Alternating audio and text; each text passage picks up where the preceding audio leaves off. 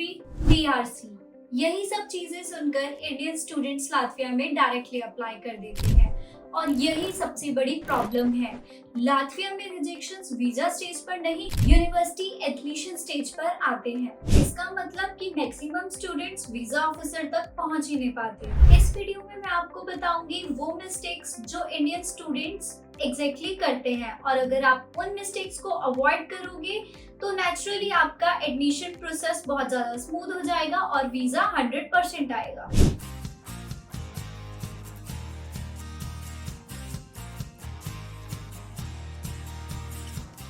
अब अगर रीजंस की बात करें तो बच्चों को लगता है कि फंड्स और लो मार्क्स सबसे बड़ा रीजन है वीजा रिजेक्शन का, बट मेरे अकॉर्डिंग ऐसा कुछ भी नहीं है। तो रीजन क्या है? रीजन है गलत strategy, wrong selection of course and weak SOP. अब ज्यादातर इंडियन स्टूडेंट्स को क्या लगता है कि ऑस्ट्रेलिया कनाडा की तरह लातविया इतना ज्यादा डीप इवैल्यूएट नहीं करती डॉक्यूमेंट्स को, बट सबसे नेगेटिव पॉइंट यही है हम इंडियन स्टूडेंट्स के बीच पे।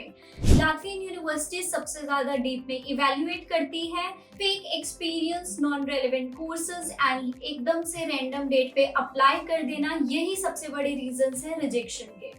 सबसे पहला पॉइंट हमारे पास आ जाता है नॉन रेलेवेंसी। मैं आपको बताती हूँ कि रेलेवेंसी कैसे नहीं बनती। अब कुछ स्टूडेंट्स क्या करते हैं, बीबीए करने के बाद साइबर सिक्योरिटी में अप्लाई कर देते हैं। तो क्या ये जेन्युइन है? बिल्कुल भी नहीं। लातवियन यूनिवर्सिटीज डीपली इवैल्यूएट करती हैं कि बच्चे की जो प्रीवियस स्टडी है वो करंट स्टडी से मैच करनी चाहिए। सेकेंड पॉइंट की बात करें तो that is our SOP, that is statement of purpose, the main and important point overall.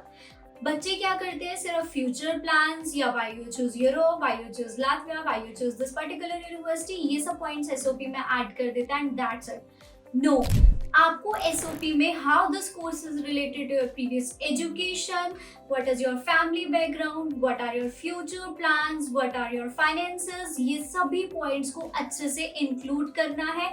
SOP ही बताती है कि एक बच्चा बाहर क्यों जा रहा है और किस लिए जा रहा है। तो अगर आपकी एसओपी वीक है तो डायरेक्ट रिजेक्शन के चांसेस। अब एक और चीज आ जाती है, वो है fake work experience to cover the gap. अब कुछ बच्चे या कुछ एजेंट्स क्या करते हैं, ऐसी रैंडम किसी भी कंपनी का एक्सपीरियंस लगा दिया जीमेल जॉब लेटर्स के बेस पे, बट ये बिल्कुल भी सही तरीका नहीं है। अब यूनिवर्सिटीज क्या करती है, जीएसटी नंबर को, डोमेन आईडी को, एक्सेट्रा काफी सारी चीजें होती है, उन सभी चीजों को वेरीफाई करती है।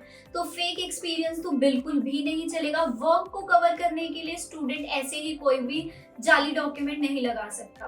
अब मैं as a visa filing officer अपने पर्सनल एक्सपीरियंस से आपको बता रही हूँ कि लास्ट डेट्स में एम्बेसी में अप्लाई करना is not a good option. क्यों ये अच्छा ऑप्शन नहीं है? बच्चे क्या करते हैं, लास्ट डेट्स में अप्लाई करते हैं और तब तक एम्बेसी की सीट्स फुल हो चुकी होती हैं, तो वो कोई भी रैंडम या सिंपल सा रीजन बच्चे को देके रिजेक्ट कर देते हैं। सो कभी भी लास्ट डेट्स में अप्लाई नहीं करना चाहिए। बात करें अगर कोर्सेज की, तो एजेंट्स क्या करवाते हैं, बच्चों को सिर्फ कुछ पॉपुलर कोर्सेज ही सिलेक्ट करवाते हैं, जैसे कि डाटा एनालिस्ट हो गया, साइबर सिक्योरिटी, एआई, एमएल।